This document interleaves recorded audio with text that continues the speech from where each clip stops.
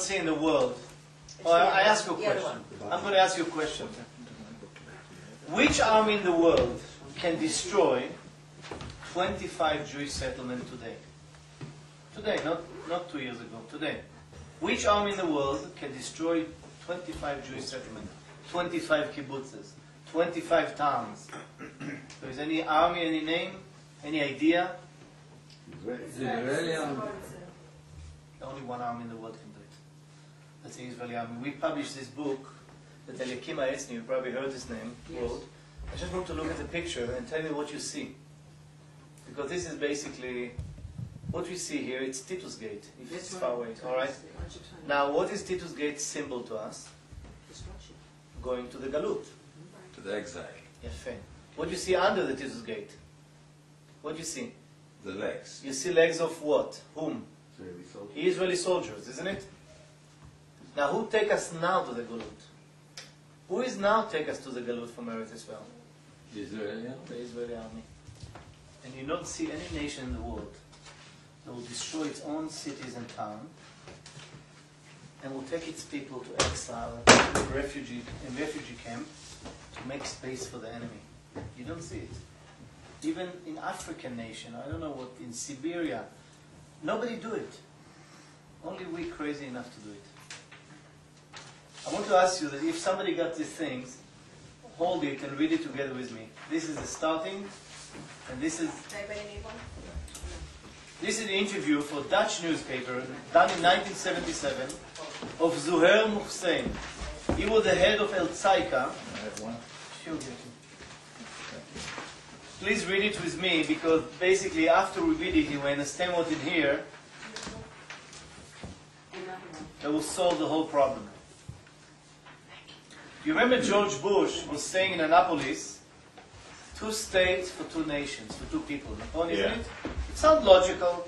You have 2 people, 2 nations. They need 2 states. Now, who is one nation? We know, Am Israel, that the land is called after our name. Who is the other nation? Let's read. Let's ask the Arab who you are, guys. Zuhair Muhsin, PLO executive, member of the executive committee of the PLO, the head of Al-Aqsa Brigade, whatever. Not Al-Aqsa, I'm sorry. The head of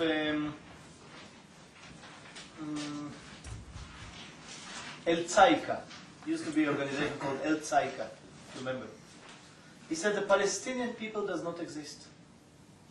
The creation of the Palestinian state is only a means for continuing our struggle against the state of Israel, for our Arab unity.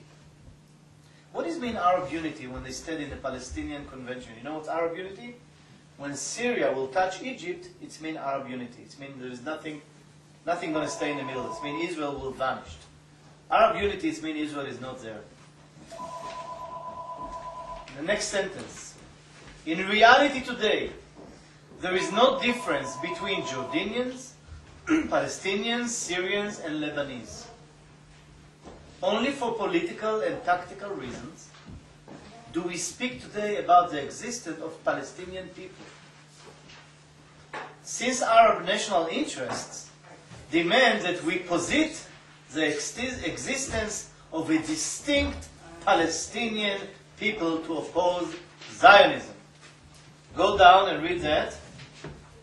For tactical region, Jordan, which is a sovereign state with defined borders, cannot raise claim to Jaffa, Haifa, Beersheba, whatever.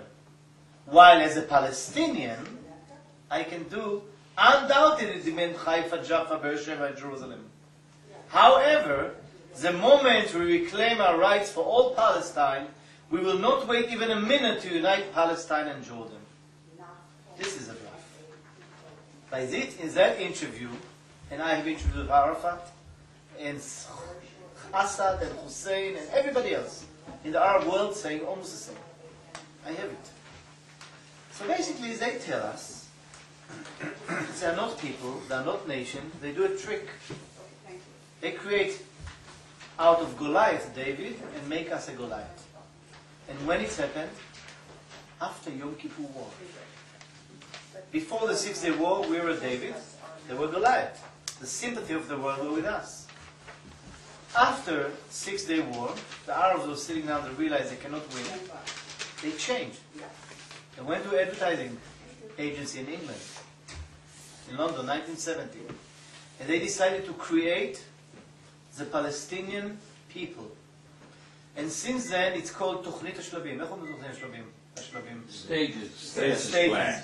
They said, whatever we can get with negotiation, I mean, through Yossi Beilin and these guys, we'll get, and then we'll continue our struggle. When Faisal Husseini, before he died, you remember what he said? Somebody remember what Faisal Husseini said about the Trojan horse? I don't know, the media doesn't work. No. Faisal Husseini said something very, very important. He said Oslo was a Trojan horse. In Antifada, the warriors coming from the belly of the horse. That's Tochnit HaShlabim. Oslo was continuing the So war. he admitted it was a Trojan horse. Exactly. And everybody else said so. And I have all the quotes. Yeah. But nobody wants to listen. We have intelligence, we have army, we have airplanes, we have chief of staff, we have all these smart guys with computers. They don't understand the small idiotic bluff. That we're going to lose our country for that bluff. If you can do, frame it at home and read it every morning. This is the source of all our trouble. Because there is no Palestinian nation. There is not even Palestine. Ask yourself, if there is Palestinians, must be Palestine. Somewhere, it's not in Alaska, it's not in Texas, it's instead of Eretz Yisrael. When George was saying here, Palestine and Israel side by side, peacefully, where he wants to build Palestine? Instead of Shiloh, Bet El, Hebron, and Jerusalem. We don't divide Jerusalem, we seed Jerusalem. West Jerusalem is only neighborhood, it's nothing. Jerusalem is the old city. That's what we were praying for 2,000 years. We didn't pray for West Jerusalem, not for Talpiot, and not for Baka, and not for I don't know what. We pray for Mount Temple, that's a place. So basically we give Jerusalem. Now today the nation wants to commit suicide. The Jewish organization in America, I do it very briefly because if I can speak 5 hours. So I make it in a nutshell, but believe me, I have so much to say. So the Jewish organization, including the OU, decided to support a Palestinian state. OU is... OU. I guess when they pray, they have on the wall, if I forget Jerusalem, I forget my right hand, something like that. Oh, it's Tsafrir. OU is the Orthodox Union, yes? Yeah, everybody the knows. Orthodox, yeah. Everybody knows. And I'm saying we still need a good psychologist as a nation, because this is something unacceptable. You open the Bible. You know, I was interviewed in Hebron by the CNN one day. Peace Now came and screamed occupation.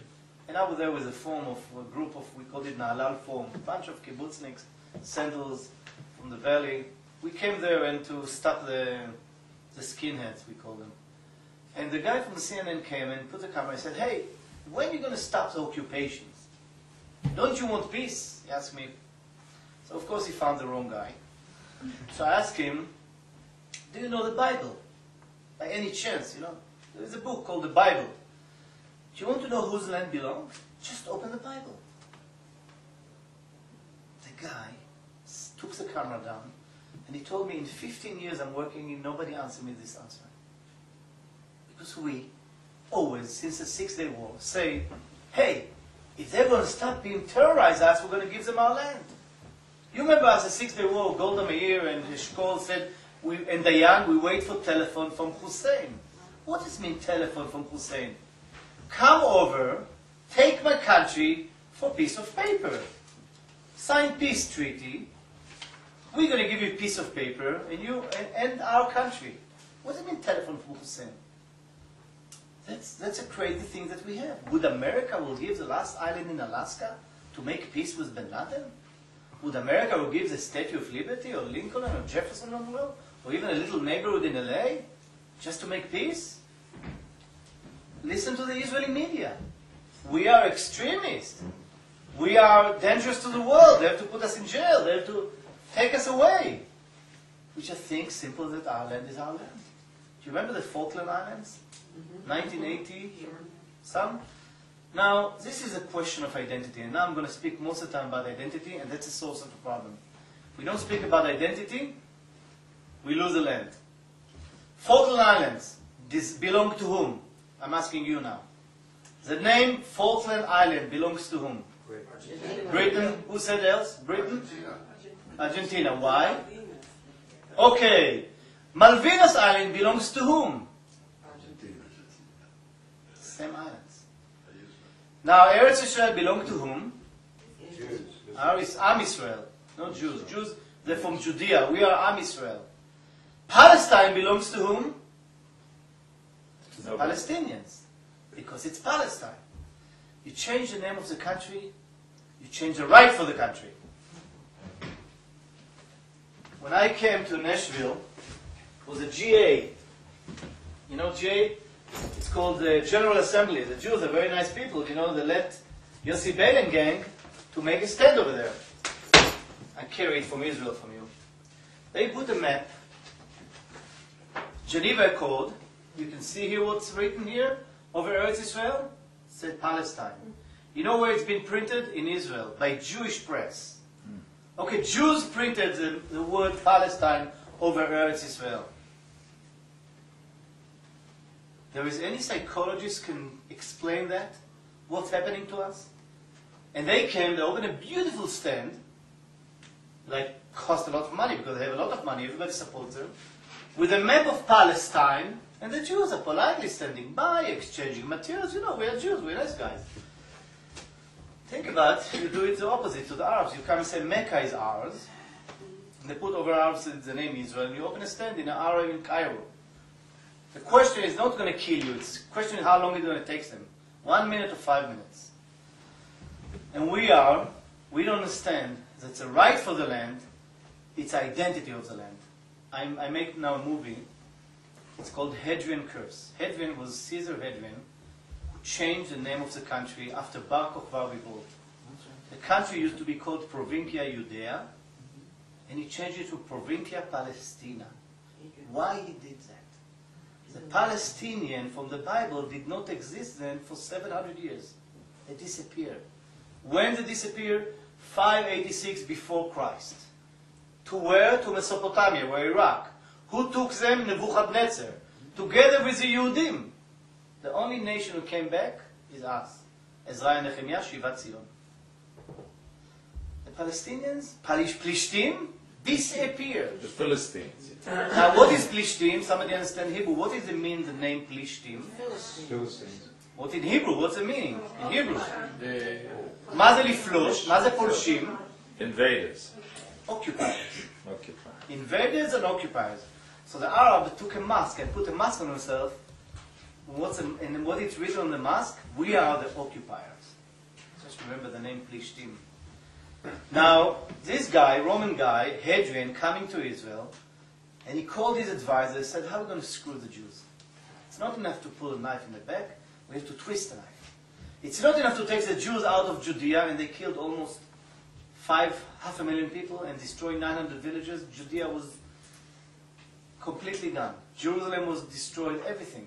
The Jews were not allowed to live in Judea and in Jerusalem for centuries. The Jews are not there, they're all dead, and he still does something that Jews won't be able to come back. What he's doing? What he's doing? Change the name. He don't take the Jews only from Judea, he takes Judea from the Jews. What we're doing today, we take Eretz Yisrael from us. This map. This map, the people who print it, the idiots, because they take in Eretz Yisrael from the Am Yisrael. It's not political compromise. It's not peace. It's lose of identity. It's a Malvinas. That's what we're doing. When I scream sometime and I call Arutz Sheva, which I like, I write there and everything, I said, stop using the word Palestinians. Call them Arabs. You remember that page? Frame it. Read it every morning. Call them Arabs because they are. I give you one stupid example. Excuse me for being very, very stupid tonight. Let's say we live in Israel, which is 5-6 million Arabs, and we are a minority. We are Jews, let's say 2 million Jews. But we're surrounded by 22 Jewish countries. From the Atlantic Ocean to Iran. All of them Jewish countries have synagogue and rabbis and shuls. Flourishing. Hebrew, they speak Hebrew. They celebrate Rosh Hashanah, 22 Jewish countries, with 300 million Jews. And we are 2 million Jews, living democratically in Arab states, with High Court of Justice, and press, and television, and human rights. Would somebody support that we're going to have another state inside instead of the Arab, little poor Arab country that existed? Would you dare to ask for that? Which each one of us will dare to ask. We have 22 countries, after all. You open Ariana Palaci's book, she interviewed Arafat in the 70s. And she asked him about the borders. You know what Arafat answered? I'm not talking about borders. Our nation is from the Atlantic Ocean till the Red Sea. Arafat nation is bigger than Europe. And he said it many times, in many interviews. You go and ask Assad, what is Palestine, before he died? He said, Palestine is South Syria. South Syria. You know what's plastalina in Hebrew?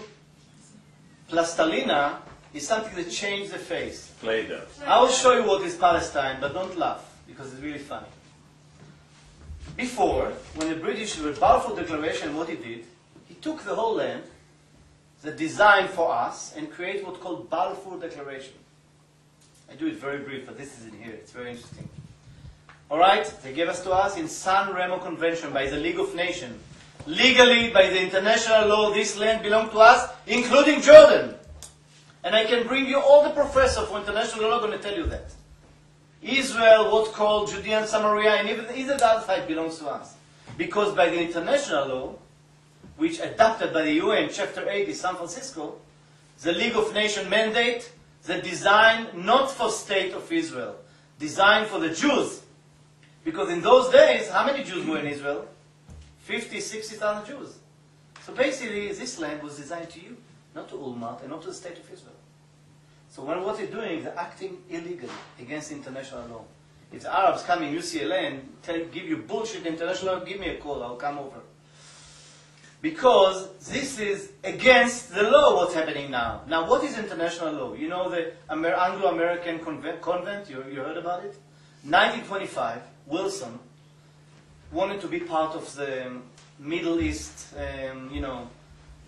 share of the Turkish Empire. But the American Congress does not want to be part of the League of Nations, if you remember. So they write a treaty between England and America. The treaty is adopted by the Senate and by the Congress. It became part of the American law. All right? What Condoleezza Rice is doing now? She breaks the American law. The American law is saying this land belongs to the Jewish nation. Now, who replaced the British? The state of Israel. So the British get mandate for Eretz Yisrael for a short time from the League of Nations. Anonymously vote, it's called. Like everybody votes for that, was no objection. When the British... Yeah, I'm sorry. You excuse me. Anyway, when the State of Israel came, the State of Israel took... But State of Israel is supposed to be as a trustee. Let's say you give this house, Doris, to somebody as a trustee. You give it to me. And a few days later, I'm coming to you and say, hey, I got a beautiful house, I want to sell it. I betray the trust.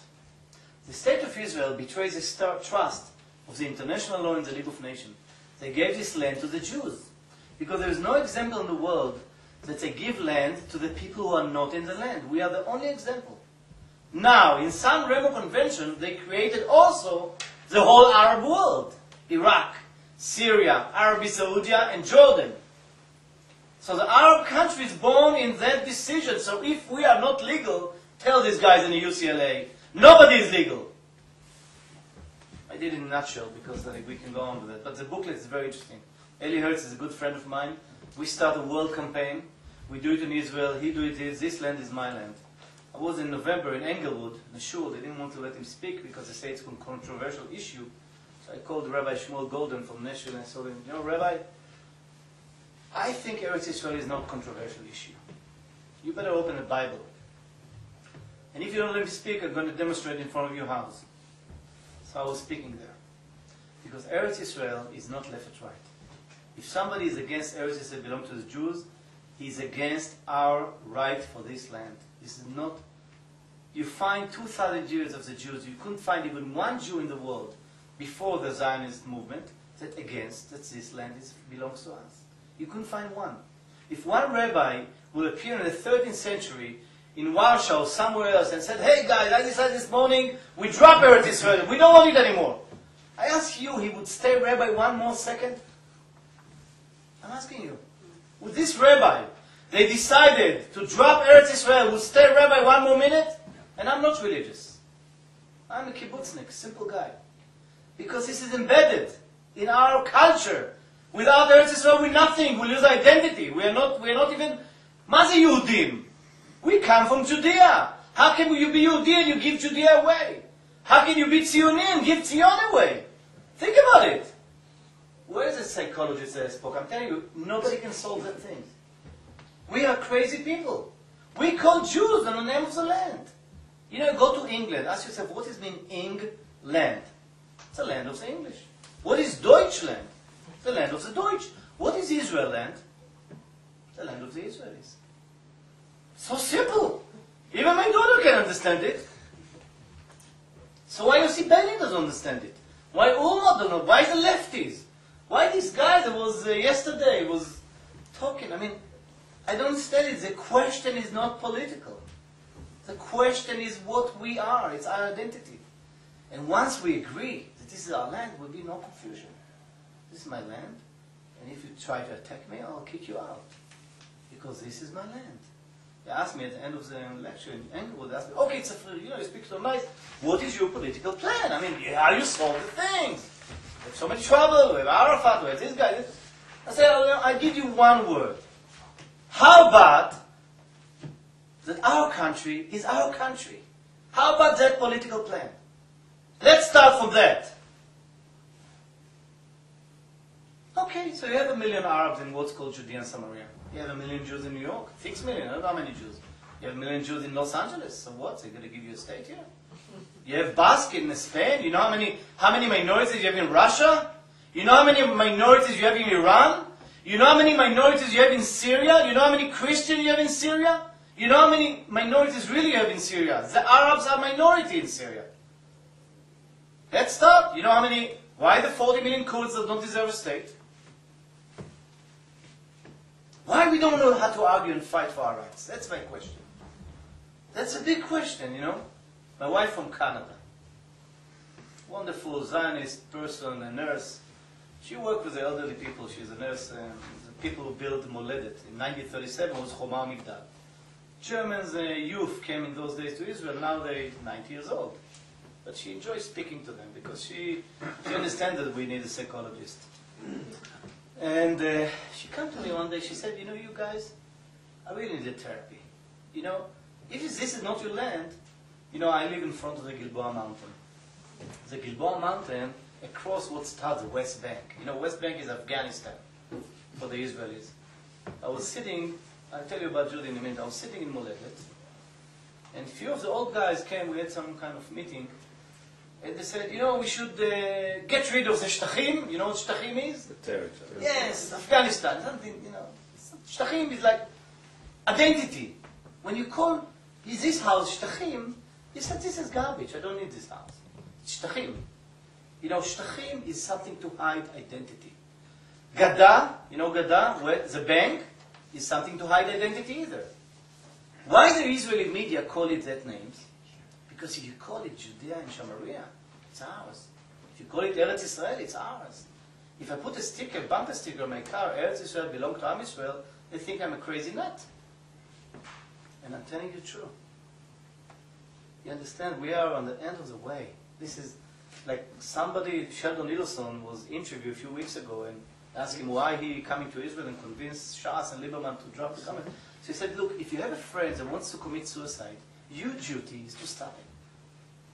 But when I called Howard Friedman from AIPAC and I said, why you guys don't do anything? I mean, your patient, the Israel government is sick. I want to commit suicide. He said, look, we have a mandate to serve the state of Israel. If the state of Israel decide to jump off the roof, we have to convince Americans to let them do it. Who? AIPAC said Yes. Yeah. Well, that's true. I'm sorry, I'm going between Moledet Elderly House and APEC, but you understand the subject around. Malvinas and Falkland Islands, remember that. Palestine or Israel, that's a question. הזכות על הארץ באה מהזהות עם הארץ. הזהות קובעת הזכות. הזהות קובעת הזכות. What is your name again? Michael. יפה. We come to Michael's house. On the door it said Michael. We knock on the door, there's supposed to be Michael behind the door, isn't it? Mm-hmm. Let's say I change the sign on the door. I called it Arafat. Nice guy. Got the Peace Prize, you know the Peace Prize. Okay. You come to the house, hey Arafat, this is my house. Arafat open the door and smile and say, go to the city hall and check out if it's your house. You run to the city hall. I don't know how it works in America, but in Israel, registration. Right. You come to the clerk, you open the computer and say, I'm sorry, this is Arafat's house. You signed to it a few days ago in Annapolis. You signed the land to Arafat. What do you want? Understand? Doris, it's also relevant to this house. We are coming to Annapolis. What was the invitation in Annapolis? You remember what was the invitation? What was the invitation? You remember the first words? I do it in a nutshell, but you understand it's much deeper than that. The invitation that George Bush, Condoleezza Rice, sent to the Israelis is to create two states for two nations. Palestine and Israel side by side. So the invitation was to take your house away and sign it to Arafat. So it doesn't matter if it will happen, this Annapolis process will continue. You're going to find a year from now that you are not landing in your country anymore. That Har Habayit and the place that creates your identity, where Avraham, Yitzchak, Yaakov buried, it's not yours anymore. Seri Nuseiba, the part of Ani Elon, you remember Mifkad HaLeumi, they called it. Interviewed in, I think in a newspaper from Canada or from America, about, I think, a month ago. And he said, after this agreement, Jews will not be able to live anymore, forever, for the rest of the generation in Hebron, Yerushalayim, Beit El, Shiloh. That they will not. Not be able to live for generation forever. And he was right. Because we signed our house to the Arafats. That's it. It's not ours. What do you want? You went, you see, when they left, you come to me and say, hey, Tsafrir, you just bullshit. 2,000 years. So we didn't lose our identity. We didn't have the land. We lived in somewhere else. Yes, but we carry the land in our book. That's a difference. We carry the land, and somebody, this smart guy yesterday, smart. He said in 1937 and 1948, we agreed to the partition plan. Yes, we agree after 6 million Jews have been murdered, or in 1937 we know the rise of the Nazis, and Ben-Gurion I don't agree with it, but he made a decision and said, look, we got to save what we can save. Let's create a state, then we break. Like the idea was to create a small state, and we knew the Arabs won't agree, and we're going to start a war. But now we have it. We didn't have it for 2,000 years, Hebron, Beit El, Shiloh. We have it and we give it away. And we write, we sign, and we give it away. We never signed. For 2,000 years we're praying every morning.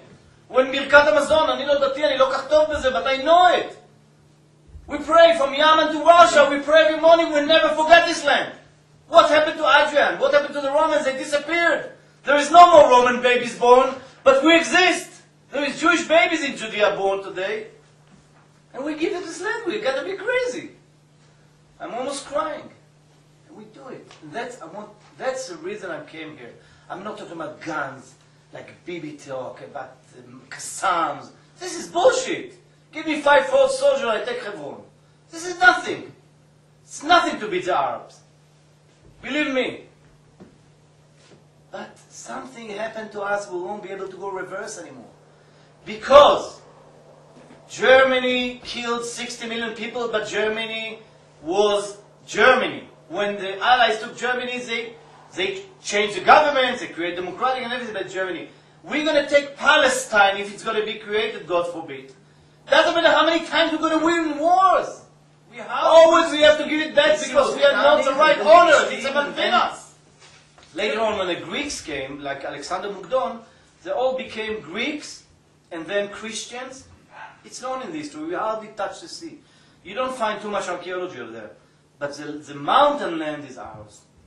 Now if we give there, we give our identity. You know, how you define nations? Go try to define the French nation, the Russian nation. What is a nation? Can somebody help me?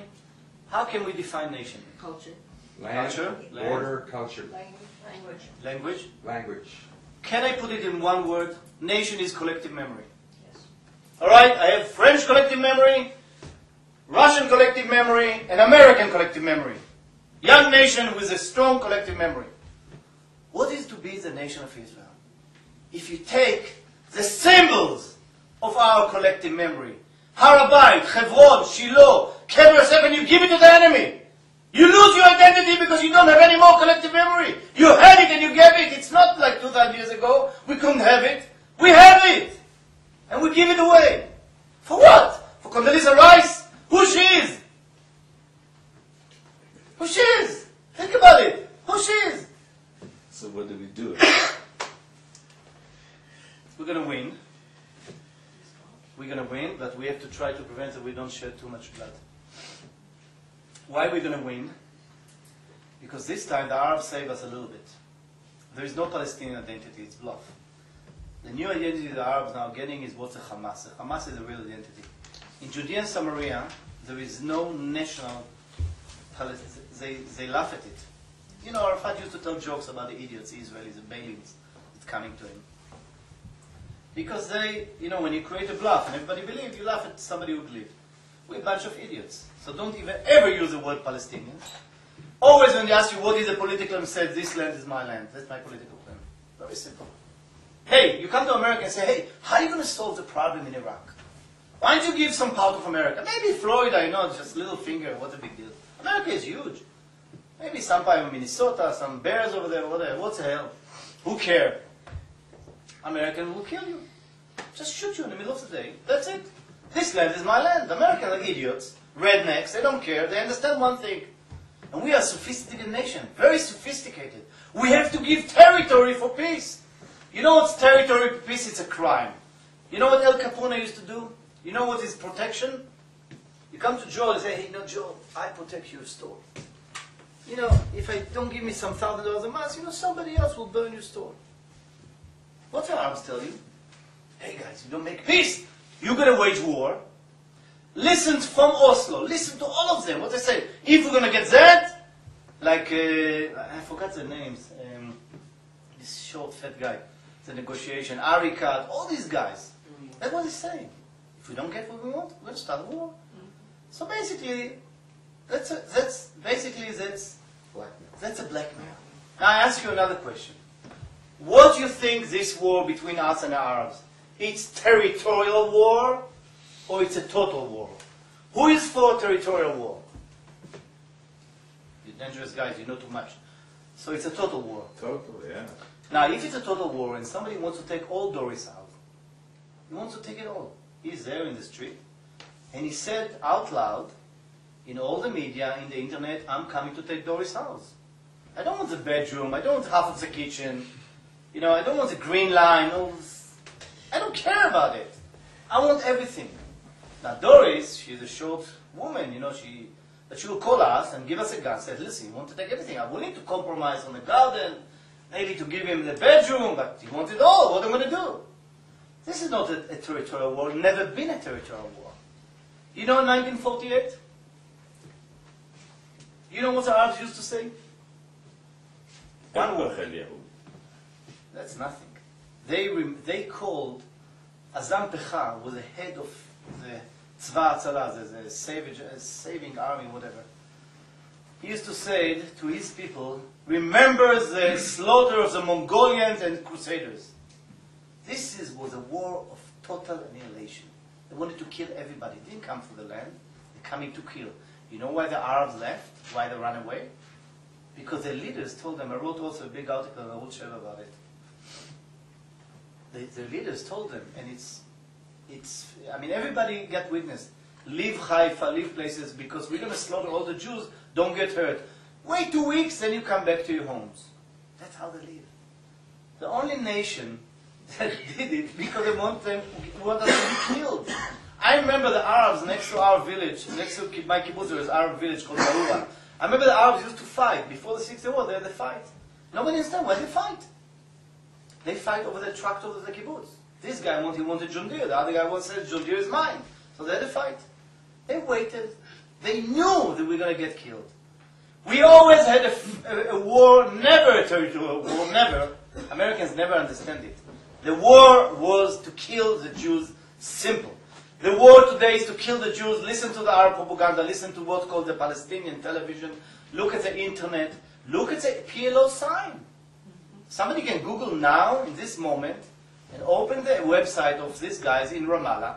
And what's the sign that Arafat had on his shoulder? Remember what is this? The total capture. All Israel there.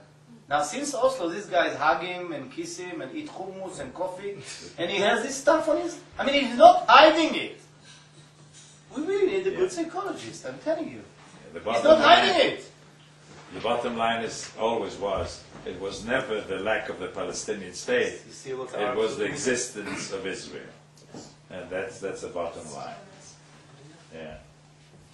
Doris, we don't take your house tonight. There we go. But it's frightening because this is really what's going to happen. They asked me what is Annapolis. My daughter, my younger daughter, she's shrewd. She asked me, what is Annapolis? Television media, they don't listen.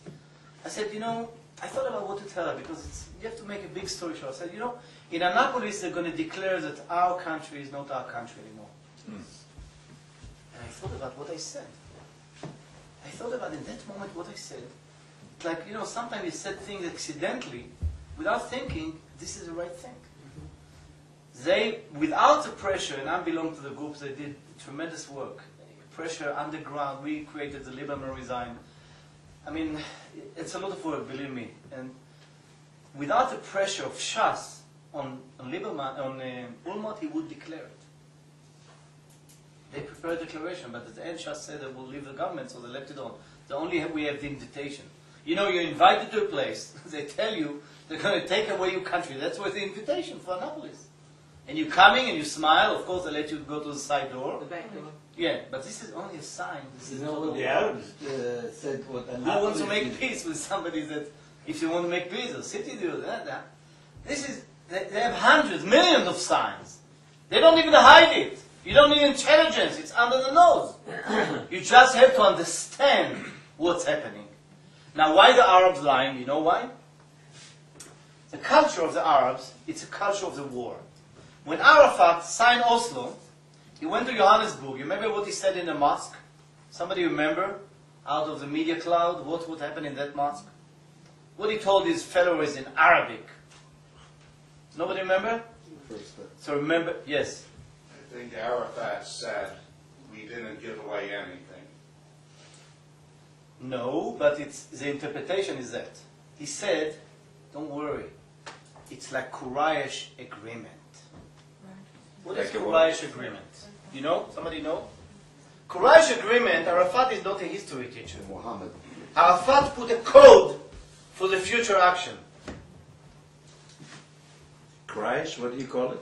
Quraysh agreement. Quraysh. Muhammad, the behavior of Muhammad, this savage in the desert, became the model for the Arab world. In the Arabic language, there is no word peace. Don't think salam is peace. There is no word.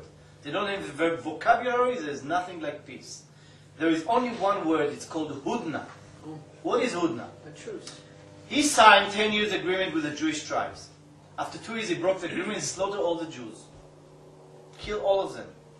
But he took the daughter of the king of the Jews and he made her his whore. And then the Jews became dhimmi. What we enjoy from the Muslims to be apartheid society. When Jimmy Carter said apartheid, we should show him what's the real apartheid. So we became dhimmi for another 1400 years under the Islam world. But when Muhammad broke the agreement with this tribe were Jews, wealthy, they lived in Mecca, they did trade. They just didn't want to bother, El Capone come once a little bit, okay, let's leave. How in Israel they said, we need the economy, we need the high-tech, forget about a few places. Gush Katif, who needs that? Who needs that? Let's do business. We need America. What we need America for? To do business. We need peace. This peace is more important, you know. Peace. Okay, we don't have the land. Who cares? We have peace. Go to Greenland. You're going to have peace. What you need Eretz Yisrael for? Anyway, Muhammad created the model of behavior for the Arab world. If you're going to show me one agreement between the Arabs, the respect, I will commit suicide. And believe me, I'm not planning to commit suicide. The Arabs did not respect even one agreement between themselves. In Syria, you had 17 revolutions in 9 years. 17 revolutions, bloody. They killed each other in 9 years before Assad. In Iraq, you remember Qassam and this and that. They killed each other. They killed the government, the head of the government in Jordan, Tsafrir Ronen Z'L. In Egypt, they kill each other. In the Arab world, there is no value for agreements because the Arab world is not based on agreement. In the Arab world, there is no word peace. When the Arabs speak in English peace, he tells in the masters, don't worry, it's like courage. Now, when we came to Israel, the people understand, not me, but people from our gang, and went to Paris and Rabin, and showed them, and said, no, you have to speak Arabic to these people. What do you want? You have extremists, you have to talk to them that. But he really wants peace, you know, he said it in English. When they asked him about the Palestinian convent, you know what language he picked? French. Why French? He said Kaduk. You know what's Kaduk in French? I don't know. But they explain what Kaduk is. It's like not exist anymore. Why in French? Why not in Arabic to your people? Because it was deceiveness. It was Trojan horse. And since 1994, you don't find one politician in Israel said, hey, we got to kill Oslo before it's going to kill us. We got the Trojan horse running around our house, killing us. They create a regime. They got money, $7 billion this year from the whole world. Why they got so much money? Because the world likes this subcontractor that's killing the Jews. The world does not have to get his hand dirty. Somebody killed the Jews, good. So let's give him money. That's the truth. Nobody likes the Arabs, but when they kill the Jews, they give them $7 billion. And don't be blind, that's the truth.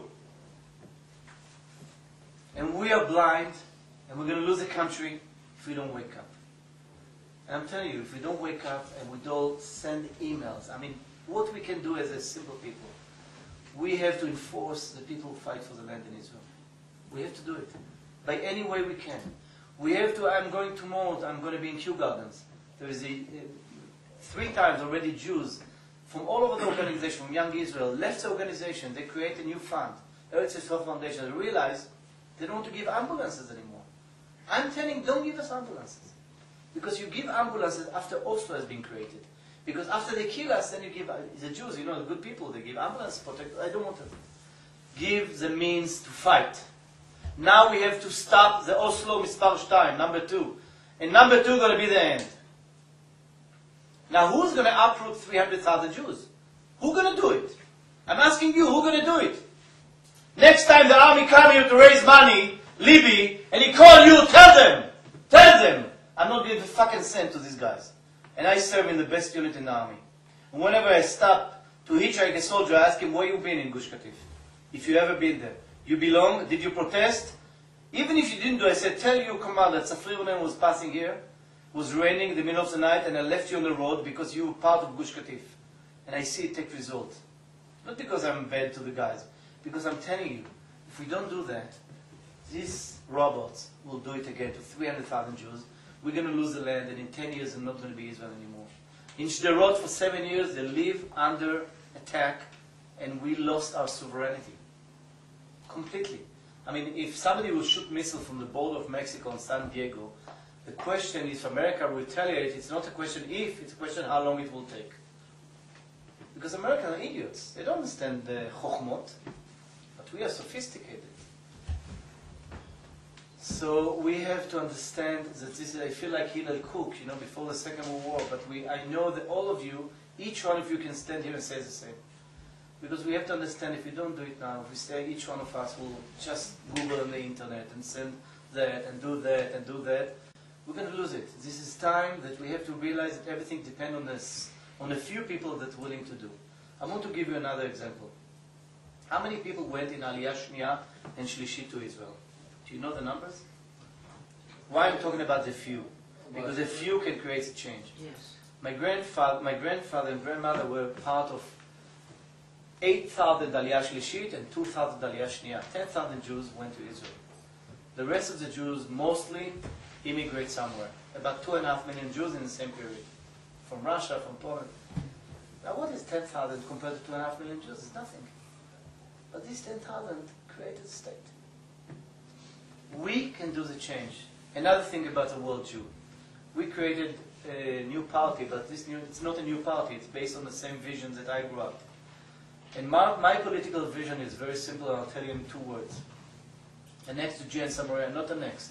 Extend Israel democracy over Judea and Samaria tomorrow morning. The Arabs won't get citizenship for one reason. America won't get citizen to anybody who comes to destroy America. If one Arab there wants to be Zionist, he will pass the test like everybody come to America 7 years, he will have the flag, he will teach the children Zionism, he will swear to the flag, and he said that he has to be Zionist. Zionist, it's mean, and I will apply it to the Jews as well. Zionist, it's mean, I think Zion, it's belong to the Jews, to the Zionists. You're not Zionist, you're not vote. If you're Bailing, you think Zion is not us, you're not voting in the state of Israel. Because if you know, state of Israel was established by the Zionist movement. So the state of Israel carries the DNA of the Zionist movement. Simple as that. Now, I want to extend it and to give the world Jews ability to vote in Israel. Why? Because the international law said this is the country of the Jews, and it's belonged to you as much as it belonged to Ulmart. Ulmart's son left the country, betrayed the country, did not serve in the army, they vote. And you donate to and care, you cannot vote. What is that? The Arabs, Israeli Arabs, 1.2 million. They destroy the land, they steal, they build illegally, they do everything to do it, then they vote, and you cannot vote. Now, we're going to apply the new test to Jews and Arabs again. If you are not Zionist, you not vote, you become Toshav. You enjoy the protection of the law, like Switzerland, like Kuwait, like Singapore, and like Japan. You become Toshav, you have the rights, you have the protection of High Court of Justice, you do everything. The only one right we don't give you the right to destroy a country. Simple as that. And I'm going to stand on the UN and tell the whole world that. This is not something we hide. We don't need to hide that. We build the country for the Jews. There is millions of Jews who one day will come to Israel. If not them, their children. This country has to be open. And we'll do that. And we'll create a Zionist state. This is ours. And if you don't like it, start a car. You don't like New Jersey, you go to Philadelphia. You don't like Santa Monica, you go to Calabasas. I don't care. Alright? You don't like to start a car from Jenin to the border in 30 minutes. That's it. Start a car. If you stay here, you obey my law. If you live in America and you're Mexican, you obey American law. You fight against America, you're going to kick you out, either to Guantanamo or back to Mexico. Simple. Let's be American for a change. It's about time to understand, to say it out loud. And then I will have, what is the demography race that everybody spoke about? It's bullshit. Part of what we are suggesting at the new party, we said we're going to create a new law. The new law will summarize what we discussed this evening. It's called the identity of the land. It's Malvinas or it's Falkland. The new law will state this state of Israel, the land of Israel, is a state of the Jewish nation worldwide. Okay, even you have 100% parliament member vote against it, it stays forever. This is the DNA. You don't change it. So I don't care if the Arab will vote. And you cannot create anti-Zionist parties. So who the Arabs going to vote for? If you don't have Ahmad Tibi and all these guys in the Knesset, only as Zionist parties, and maybe Meretz won't be there, so the people have to vote either Republicans or Democrats in Israel. We also had to change a little the system with 1 million parties, but that's not for now. Identity of the land law, Judea and Samaria tomorrow morning. Now I'll tell you some secret. By Israeli law, we can annex Judea and Samaria tomorrow morning by government decision. Why do I know that? You remember Jerusalem? Yaakov Shimshon Shapira was the judicial minister of Mapai in those days, Mifleget Avodah. He was a very good guy. So when he designed the law that the law the Knesset voted, but he gives the power to the government in every moment to decide that which territory will belong to Israel. So tomorrow we are in the government, we don't need the Knesset anymore. By the Israeli law, we can annex Jerusalem tomorrow morning. And we tell the Americans, guys, stay in America and mind your own problem with the Indians in the reserves. And if you want to build Palestine, go to Palestine, Texas. It's a nice place. Simple as that. You have to speak very clear language, I'm telling you. Very simple, polite, but simple. This land is my land. You have any question, open the Bible. That's it. And I'm not religious. But the Bible, for me, this is the reason why I got a mandate. Based on historical connection. What is historical connection? We as a nation, the 2,000 years, were connected to this land. Who's going to take it from us? We're going to give it up? Peace. I'm finishing. What is peace? Do you have to sign a peace treaty with the next house? You ever thought about it? No. Why? Do I have a peace treaty with Finland? Or with Hungary? Or with Austria? Or with Singapore? Does Israel have a peace treaty with these countries? Does Israel have a peace treaty with America? Somebody know? Tell me please. Why do I need to sign a peace treaty with the Arab world? Why? You fight against me, I'm going to kick the hell out of you. Why do I need a peace treaty with these idiots? They're willing to give up our land for peace treaty. For a piece of paper. Who would do that? Sick! I'm laughing, but sometimes... But they are the ones that you have to speak to. Our government, our people, and Israel. We're going to be the government. Okay, I'm so not, how do we do it? How do you do it in Israel? First, 60 there is parties two stages. in Israel. I'm speaking like the Viet Cong, they had two stages always. Yeah. Like the Viet Cong, Arafat went to Viet Cong to learn. To learn how to build what's called a shadow government and takes the power from the people slowly to the new government, like the new legitimation. And then the government, the other government fall. That's the trick they did. The communists developed it. So you learned from Arafat? No, I don't need to learn from Arafat. I learned from Arafat one thing. How come the Jews are so stupid? Yeah. Such a bluff, a cheap bluff. Palestine was never existed. Under the Muslims, for 1,300 years there was no Palestine. Right. They didn't know what is that. In 1937, when the British-American inquiry, Vadat Peel, they came Arabs and said, we don't know what is Palestine. We said the Jews brought Palestine to there. They don't know what is that. And now they're Palestinians forever. Jesus was Palestinian. The Palestinians wrote the Bible already, I think. I don't know what else. Maybe the Mishnah and Talmud too. We fall to a cheap bluff. So it's about time to frame it. And Arafat said, I don't want to blow this. This is very good because he used the fact that if it's Jordan, if Arabs say, hey, Jordan, you cannot ask for more land that you have. But if you're Palestinians, I forgot the plastilina. Listen to that, you're going to die. All right, we divide the land. The British men had give both sides of the Jordan, which is Eretz Yisrael. They called it Palestine. 1922, Churchill coming and give Abdallah a present. You know who's Abdallah? He's the son of Hussein, the sheriff of Mecca. They are together with Lawrence. Now, Faisal, his older brother, was supposed to get Syria, but the French got Syria. So the British give Faisal Iraq. Faisal from Arabia Saudit get Iraq.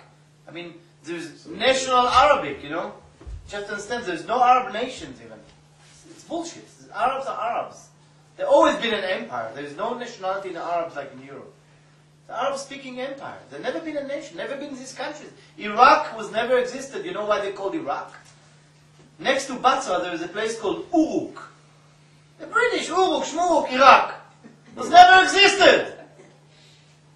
Syria? Syria is Aram. They create Syria. They change the name. Aram is supposed where is Syria. Damascus used to be called Aram. Syria is a bit north. Jordan never existed, Jordan. So they take Palestine and take 78% and give it to Abdallah, the young brother. Because Abdallah was supposed to get Iraq. But because Faisal didn't get Iraq and they put him in Iraq, because Syria was given to the French, Abdallah left with nothing. Okay, so from whom are we going to take? From the Jews. Why they don't cut Iraq to half? Abdallah and Faisal, why? Iraq is so huge. No, Syria is so huge. No, they take from the Jews. Somebody from Arabia Saudit, that's Abdallah. From Mecca. So you get our land. Now, what's the name they're giving it? This old nation, Palestinian nation from the Canaanites. I mean, finally they get the land. 78% of Palestine they give to the Arabs. What's the name they call this land? Identity. What's the name? Transjordan. Transjordan. Wow. What happened to this old nation? Hashemite kingdom. Wow. They came from the Bible, you know. They've been forever. And when they have a state, they don't call it on the name. They call it Jordan. What's happening? Crazy, isn't it? That's called identity.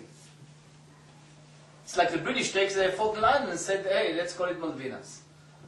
I mean, if it's Palestine, and this is Palestine, call it Palestine. Why you call it a different name? Just show you that it's a bluff. Wait!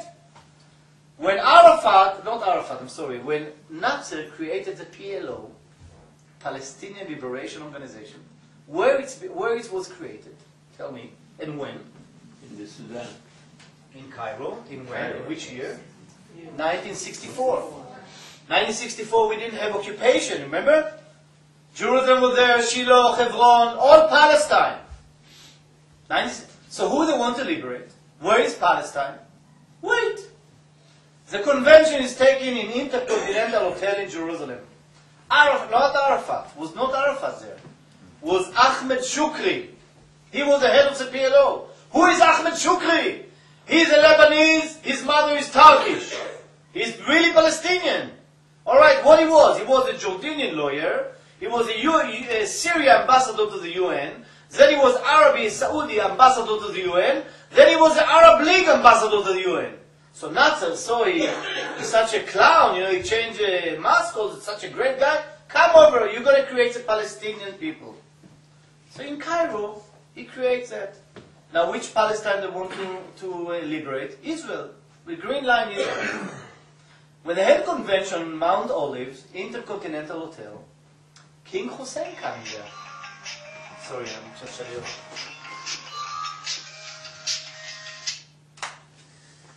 King Hussein coming and put his hand on Ahmed Shukri and said, you know, where is this Palestine that you want to liberate? Think about the situation. I'm King Hussein. This is Ahmed Shukri. He put his hand on the shoulder and he said, show me on the map, where is this Palestine that you want to liberate? Hussein. King Hussein, that you know. So Ahmed Shukri showed him that Israel in the green line. Then he said, and where is that? Jerusalem was part of Jordan. And Shiloh and Hebron, I mean, what's called the West Bank. And where we are, and what's this name? This is the West Bank. The head of the PLO tell King Hussein that Palestine that George Bush now wants to create, it's a West Bank. There's no Palestine. No exists. 1964. Palestine is small Israel, and what is there is West Bank of Jordan. King Hussein got relief, smile, that's the end of story. Wait, 6-day war came. We take over what's called Judea and Samaria, what's called the West Bank. And then where is Palestine now? Ask me, where Yossi Bedding write Palestine in this map? Where? Where is Palestine now? Tel Aviv. No, Palestine now is in the West Bank. The West Bank. So when the PLO was established, Palestine was Israel. Now Palestine is the West Bank. Why that? Tuchnit HaShlabim. First we take Palestine, then we take it all. The steps, the different steps. You understand that's the terminology, the identity, the terminology create identity. So it means the Israeli soldier brought on his rifle Palestine to Judea and Samaria. And the trick, it works this way. Whenever there is Arab sovereignty over Eretz Yisrael, listen to that. Arab sovereignty over Eretz Yisrael. From my point of view, there is no Palestine. It's become the West Bank of Jordan. When there is Jewish sovereignty in Eretz Yisrael, the same area become what? Palestine. It means that's a trick. When the Arabs control it, Palestine disappear. When the Jews control it, Palestine emerge. Simple. That's the reason you find so many quotes of King Hussein said Jordan is Palestine, Palestine is Jordan. Assad said Palestine is Syria, South Syria. Arafat said Jordan and Palestine the same nation. And I'm asking, whom in the world will give another country for the same nation? If they are the same nations, why are you going to give them another country? If they are the same nations, why are you going to give them another country? And if The Arab world is one nation, like Arafat said. They already have 22 countries. So why give them another country? It's the same nation.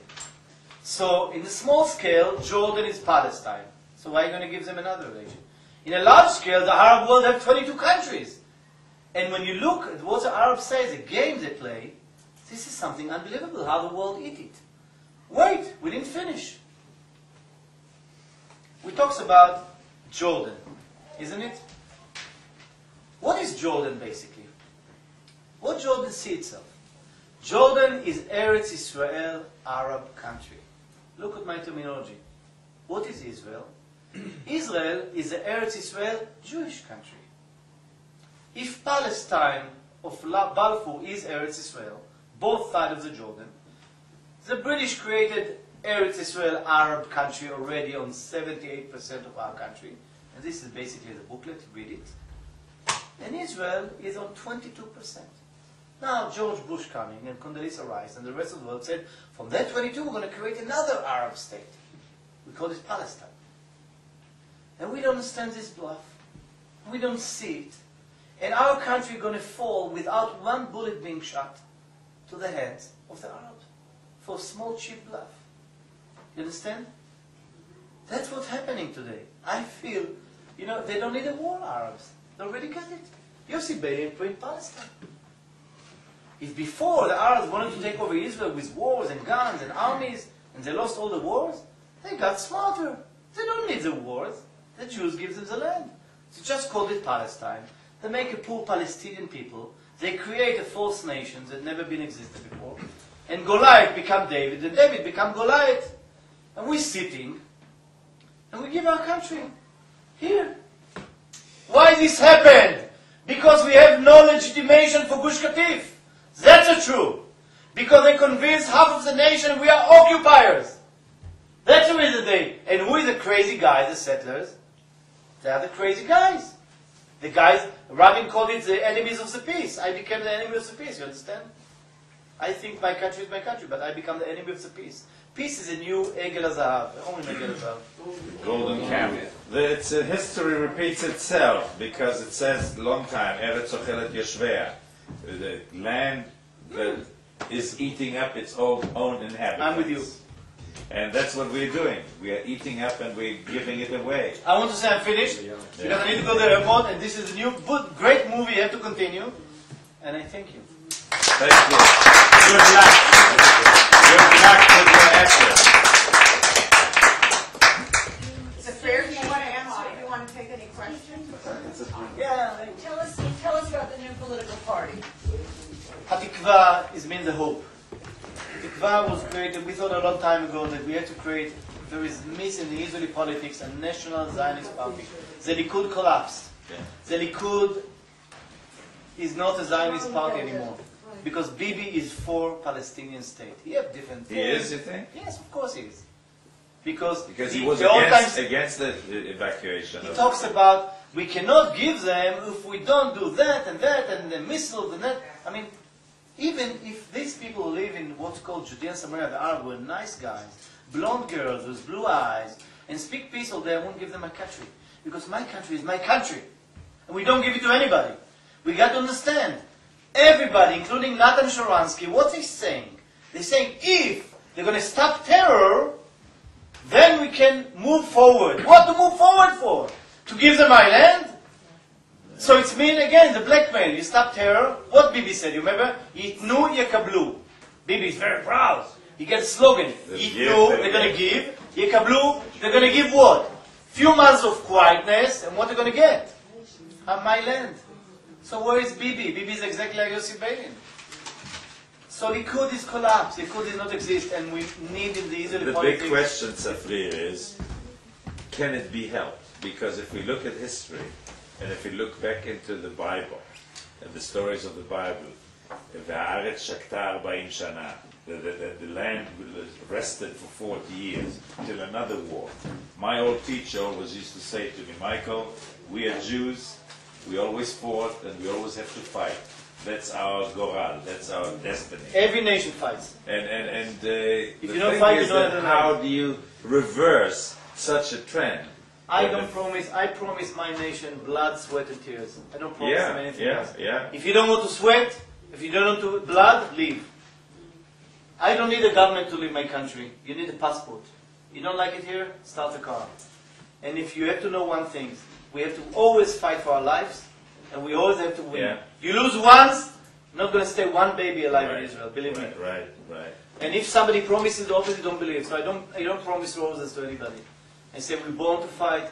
We're a nation of fighters, and we're going to win because we fight for the right cause. That's it. Simple as that. And the Arab world will understand one day, because the only thing the Arab world will stop is for the hoodniks. I mean, when the enemy is stronger, then you stop. So why the Arab world is lying all the time? Because the culture of war, even I have to lie in the war. The British, the Germans, everybody lies. But when peace comes, you don't lie. So the culture based on truth. The lies of what you're seeing, the Palestinian and all the myths, based on the culture of war. It's allowed to lie for the Muslim culture to get for Allah the jihad. The jihad will continue forever. Read. Google Moshe Sharon from Israel in English. You have tremendous articles about it. Read. You're never going to reach peace with the Arab world, because the Arab world will never reach peace with Europe and America. The Arab world is designed for the jihad. Jihad against the Christian and the Jews. Yeah. So we are just happy to be the front line. Yeah, and then unfortunately, the Americans don't understand this reality. So, and then unfortunately, to my absolutely dismay, many of our fellow Jews don't understand it. And that makes me, I'm absolutely disgusted. But I want to tell you something. My question being, we started this discussion out about preaching to the choir. Yeah. Okay? You gave us all of this information, which we all somewhat knew parts of. Now give us, what do we do?